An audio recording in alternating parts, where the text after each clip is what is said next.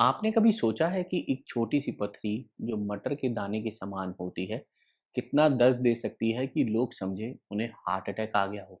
जी हाँ, हम बात कर रहे हैं गॉल स्टोन्स की। Every year more than 1 crore Indians are diagnosed with gall stones and shockingly most of them are simply told, भाई डाइट कंट्रोल करो, वेट एंड वॉच करो, सब ठीक हो जाएगा। But as a surgeon who has operated on thousands of these patients, मैं आपको आज सच बताऊंगा when is waiting the right decision and when it is the most dangerous one you can make। आज हम बात करेंगे गॉल स्टोन्स की। क्या होते हैं ये, क्यों होते हैं, कब दर्द देते हैं और कब सर्जरी की जरूरत पड़ती है। सिंपल लैंग्वेज में, बिना किसी कंफ्यूजन के। मैं हूं doctor Neeraj Dhamija, senior consultant surgical gastroenterologist, sir Gangaram hospital, Delhi से। And this is your no nonsense guide to gut surgery explain simply by a surgeon. तो आइए पहले समझते हैं कि गॉल ब्लैडर है क्या चीज़ और पथरी आती कहाँ से है।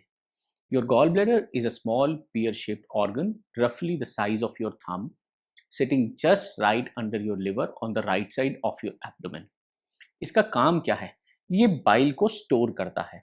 बाइल जो कि एक ग्रीन येलो लिक्विड है जो आपका लिवर बनाता है खाने को डाइजेस्ट करने के लिए। ये बाइल रिलीज होता है आपके इंटेस्टाइन में जब फैटी फूड आता है। ये फैट को डाइजेस्ट करने के काम आता है। Now bile is made up of several substances, cholesterol, bile salts and water. When these are in perfect balance everything is working fine. लेकिन जब ये बैलेंस बिगड़ जाता है, खास करके जब कोलेस्ट्रॉल ज़्यादा होता है, तो ये सब्सटेंस क्रिस्टलाइज हो जाते हैं।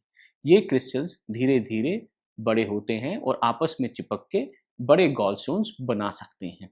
इन्हीं को हम गॉलस्टोन्स कहते हैं, जो कि सिंगल से लेके मल्टीपल किसी भी नंबर में और किसी भी साइजेस में आपके गॉल ब्लैडर में बन सकते हैं। कभी कभी जब बहुत ही स्मॉल स्टोन्स होते हैं, यानी ग्रेन्स ऑफ सैंड की तरह, तो इनको हम बिलियरी स्लज भी कहते हैं। काफी बार एक बड़ा पत्थर बिल्कुल दर्द नहीं देता और एक छोटी सी पथरी बहुत तकलीफ दे सकती है। ये डिपेंड करता है कि वो पथरी की पोजीशन कहाँ है, वो मूव कर रही है या नहीं कर रही, वो गॉल ब्लैडर के मुंह पे तो आके फंस तो नहीं गई, या आगे जाकर बाइल डक्ट में तो नहीं फंस गई। इसी के कारण आपको गॉल ब्लैडर से जुड़ी परेशानियां भी हो सकती हैं। अब बात करते हैं ये होता कैसे है और क्यों होता है। In India, gallstone disease is extraordinarily common, and there are specific risk factors that put certain individuals at higher risk. Doctors में एक पुराना फ्रेज है, the 4 F's, fat fertile female of 40। मतलब ओवरवेट लेडीज जो 40 की एज के आसपास है, जो प्रेग्नेंट है या हो चुकी हैं, इन्हें गॉलस्टोन का रिस्क सबसे ज़्यादा होता है। बट आई मस्ट से कि इन रिस्क फैक्टर्स का होना बहुत ज़रूरी नहीं होता। So please do not dismiss your symptoms just because you do not fit in to the criteria. Rapid weight loss, high fat diet, diabetes, family history, ये सब भी रिस्क फैक्टर होते हैं। और इंडिया में एक और इम्पॉर्टेंट फैक्टर है जो कि है genetic predisposition to higher cholesterol in the bile. अब बात करते हैं उस चीज की जो सबसे पहले आपको डॉक्टर के पास लेके आती है, दर्द, यानी गॉलस्टोन का pen, what we can call as biliary colic. It is a very specific pain. It typically comes in waves. It starts in the right upper abdomen or center of the abdomen, and it can radiate to back or your right shoulder.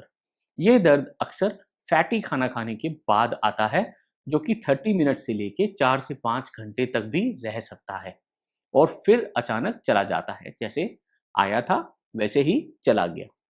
Many of my patients described it as the worst pain of their life. Some thought that they were having a heart attack, and some women told me that this pain was even worse than the labor pain.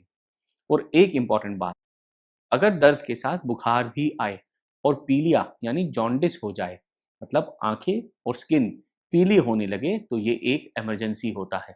तुरंत doctor के पास जाना जरूरी होता है।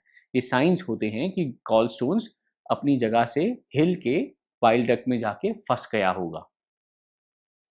अब बात करते हैं कि डायग्नोसिस बनती कैसे है, पथरी पकड़ी कैसे जाती है।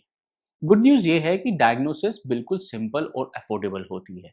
एक अच्छी क्वालिटी का अल्ट्रासाउंड, अल्ट्रासाउंड एब्डोमेन कहते हैं जिसे, वो एक गोल्ड स्टैंडर्ड है गॉलस्टोन्स को पहचानने के लिए। It takes less than 10 minutes and cost भी लिटिल होती है और ये हर जगह अवेलेबल भी है and it can tell you almost everything we want to no.